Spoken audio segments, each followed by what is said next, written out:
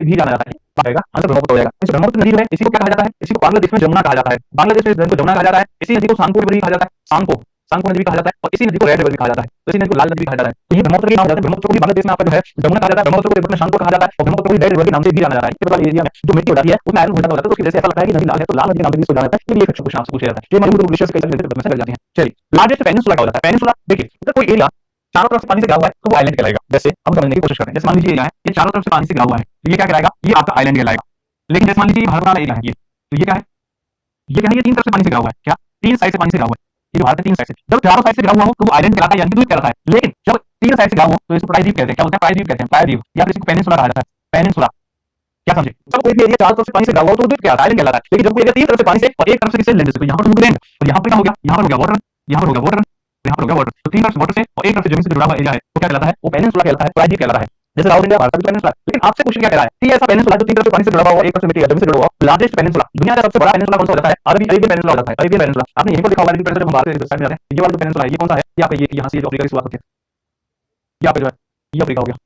तो अफ्रीका के ऊपर ये जो है ये इसी को क्या बोलते हैं? इसी को आप अरेबियन पेनिनसुला बोलते हैं, अरेबियन पेनिनसुला, अरेबियन पेनिनसुला इसको कहा जाता है। ठीक है ना? अरेबियन पेनिनसुला ही हो जाएगा। तो दुनिया का सबसे बड़ा पेनिनसुला कौन हो जाएगा? जिसमें नदी वगैरह ये तो यमन ओमान से देख बोलेंगे। ठीक है, ये दुनिया का सबसे बड़ा पेनिनसुला हो जाएगा अरेबियन पेनिनसुला। मतलब जरा क्वेश्चन देख करना, लार्जेस्ट पेनिनसुला सबसे बड़ा क्या हो गया? अरेबियन पेनिनसुला या फिर अरबी प्रायद्वीप हो गया। नेक्स्ट है लार्जेस्ट आइलैंड, दुनिया का सबसे बड़ा आइलैंड कौन सा हो जाता है? तो दुनिया का सबसे बड़ा आइलैंड भाई साहब ये हम यहीं पर बनाए, अरेबियन पेनिनसुला या अफ्रीका हो गया। यहाँ पर जाकर नॉर्थ अमेरिका पास है, यहाँ देखने को मिलता है ग्रीनलैंड। क्या देखने को मिलता है? ग्रीनलैंड। और दुनिया का सबसे बड़ा आइलैंड कौन सा हो जाता है? ग्रीनलैंड ही हो जाता है। तो दुनिया का सबसे बड़ा आइलैंड ग्रीनलैंड हो जाता है, और ग्रीनलैंड आपको कहाँ पर देखने को मिलेगा? ये नॉर्थ अमेरिका हो गया या आपका साउथ अमेरिका हो गया। तो नॉर्थ अमेरिका में ईस्टर्न साइड में यहाँ पर ये ग्रीनलैंड देखने को मिल जाता है। क्लियर है? दुनिया का सबसे बड़ा आइलैंड की बात करें, largest island of the world क्या कह रहे हैं? Largest island of the world कह रहे हैं। तो largest island of the world आपको देखने को मिलेगा, इसका नाम आपका ग्रीनलैंड हो जाएगा। क्या हो जाएगा भाई इसका नाम? इसका नाम आपका ग्रीनलैंड हो जाएगा। अब आप अगली की बात करते हैं, अगला क्या कह रहा है आपसे?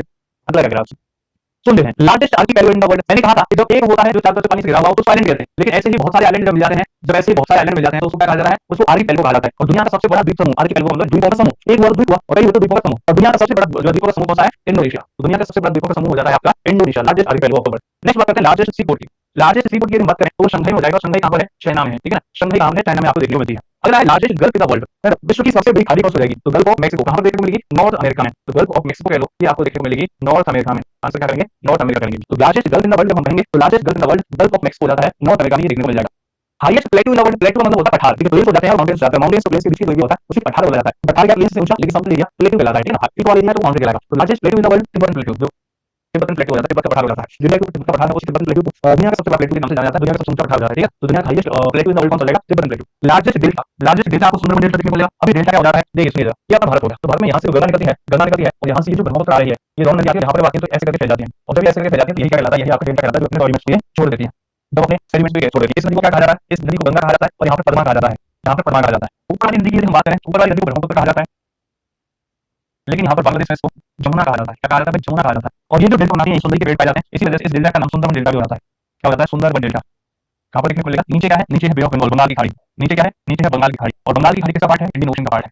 बंगाल की खाड़ी किसका पार्ट है? बंगाल की खाड़ी में इंडियन ओशन का पार्ट है। तो ब्रह्मपुत्र नदी जो है जमुना कहलाती है, गंगा पद्मा कहलाती है, बांग्लादेश कहलाती है, सेडिमेंट्स को छोटी आती है, डेल्टा बनता है, इसको सुंदरबन डेल्टा के नाम से जाना जाता है। इसके ये सारा पानी अपना बंगाल की खाड़ी में छोड़ रही होती है। ठीक है ना? ये दोनों नदियां मिलकर सुंदरबन डेल्टा का निर्माण कर रही होती हैं। ये हो जाता है आपका दुनिया का सबसे बड़ा delta, largest delta of the world. दुनिया का सबसे बड़ा डेल्टा कौन सा हो जाएगा? सुंदरबन डेल्टा हो जाएगा। दुनिया का सबसे बड़ा डेल्टा हो जाएगा आपका सुंदरबन डेल्टा। समझ पा रहे हैं आप? सुनिए भाई,